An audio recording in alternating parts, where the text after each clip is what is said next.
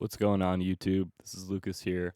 I just want to do a quick video regarding iLoks and Slate Digital subscription plugins called the Everything Bundle. I don't want to get too bogged down in this. I just want this to be a quick video, but I just wanted to share my experience with iLoks and the Slate Everything Bundle, specifically the Slate Bundle, just because it happens to be an iLok activated subscription service, and I know that those subscriptions are kind of the direction that all these plugin companies are going into, which makes sense for them for a variety of reasons, which we'll get into.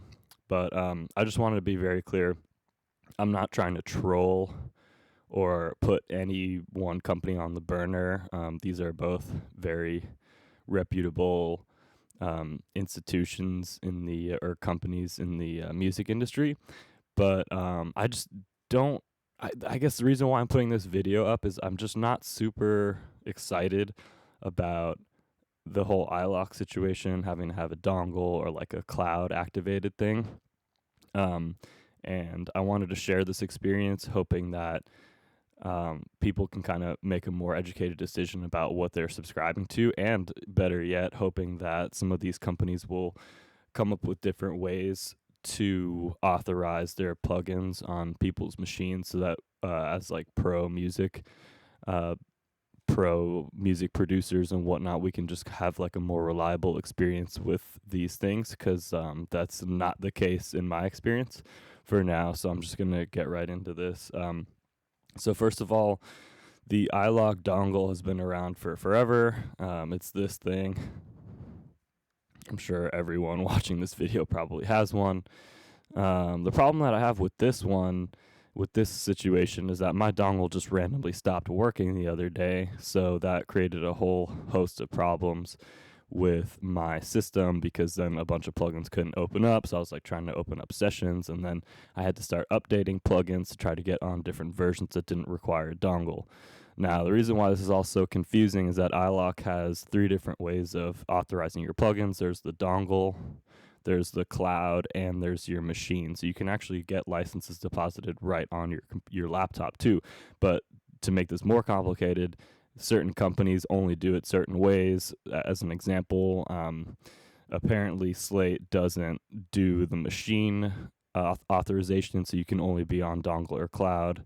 McDSP, there's a million plugin manufacturers. They all have like a different policy on this, so it's just really complicated, and no one really knows this stuff offhand, like going into it. So that's definitely something to consider, is when you go to buy a plugin, you need to make sure you can either authorize it to your machine, or you're okay with using it off of a dongle or a cloud. Or it'll ideally have its own authorization platform, or whatever you call it, like where you download one of these apps, like Native Access or Plugin Alliance Installation Manager, or TuneTrack, Superior Drummer. Like, these things have their own portal that you download on your computer, and you can load up your stuff. Lots of plugins have that. Excuse me, and it's totally the way to go. For some reason, there's still a lot of people on iLok, and iLok actually works. When it works fine, but when it doesn't work, it's a nightmare. And you'll be like going into a session, and all your stuff doesn't come up randomly. Like, also, here's a great example. The problem that I have with the cloud is, like, if you have anything authorized on the cloud, you go to a gig or something where there's shitty Wi-Fi, or whatever, somewhere that doesn't have Wi-Fi, like a show, outdoor concert, something like that, you can't open up any of your plugins. So imagine that nightmare, like with auto tune or something like that. And then similarly, like I explained earlier, with the machine authorization, some companies don't really support that. So the machine seems like the most logical one. I'd rather have my licenses deposited to my machine, not to a dongle or to a cloud. So the last point I just had about iLok is that their support is friendly and helpful. But think about this. You go into a session on a Saturday or maybe a Friday, and let's be real, if you work in the music industry, everyone is recording and working over the weekend. No one works Monday through Friday. Like, let's be real. So you hit up iLok with a problem on Friday, Saturday, whatever, and they won't hit you back until during the week business hours. So it's like you're pretty much screwed. Now, Slate plugins, I don't mean to put them on the burner. And yeah, just to reiterate this, I don't want to put anyone on the burner because these are all good plugins. I've just had like a lot of problems, and I really hope that these kinds of companies can figure out a workaround for this kind of stuff because it's not great. Um, the Slate plugins. So I was intrigued because Slate seemed to be one of the main plugin people that marketed heavily like this whole like everything bundle thing where you pay a fee and you get like a bunch of plugins. So that seems kind of cool, right?